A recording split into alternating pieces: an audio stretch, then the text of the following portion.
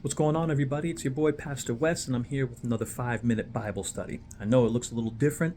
I'm not sitting behind a desk, but I still want to talk with you a little bit about Philippians chapter 1, verses 9 through 10.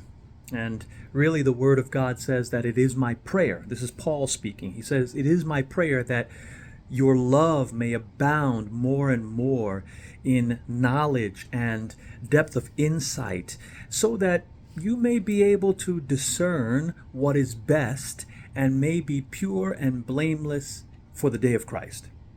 So I just want to break down a couple of things. Paul here is saying that he wants your love to abound.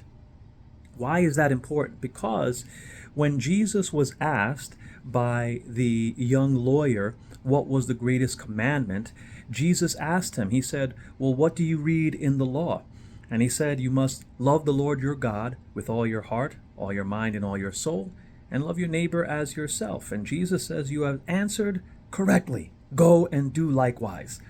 And so the young lawyer, when wanting to justify himself, said, "And who is my neighbor?" And that's when Jesus gives us the incredible parable of the Good Samaritan. And we all know the rest is history. After telling the parable of the Good Samaritan, he asks this young lawyer, "Who do you think was a neighbor to the person who had fallen at the hands of those robbers?" And he said, "Well, the Samaritan was."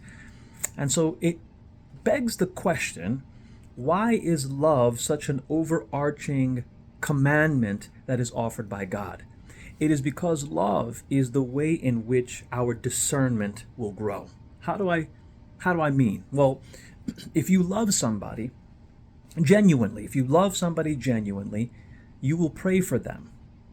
If you love somebody genuinely, then you will seek what is best for them, the best outcomes for them, the best circumstances for them.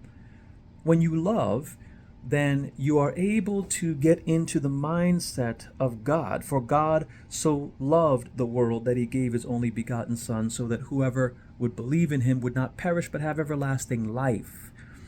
And so love is actually the engine that drives and powers our ability to have discernment.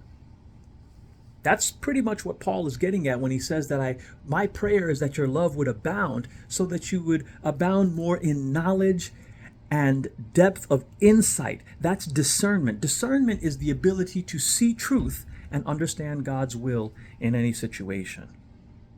And so if discernment is understanding the truth and understanding God's will in any circumstance, then when you love people, you will see them through the eyes of God.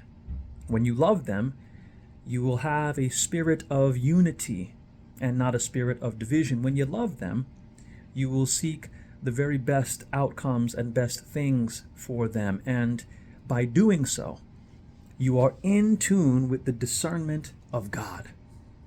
And so, I want to encourage all of you that this prayer that came from Paul to the church in Philippi, that their love may abound so that they would be able to tap into the discernment of God, is important for us even today. I think even today we need for people to allow their love to abound such that they can connect on a deeper level with the discernment of God.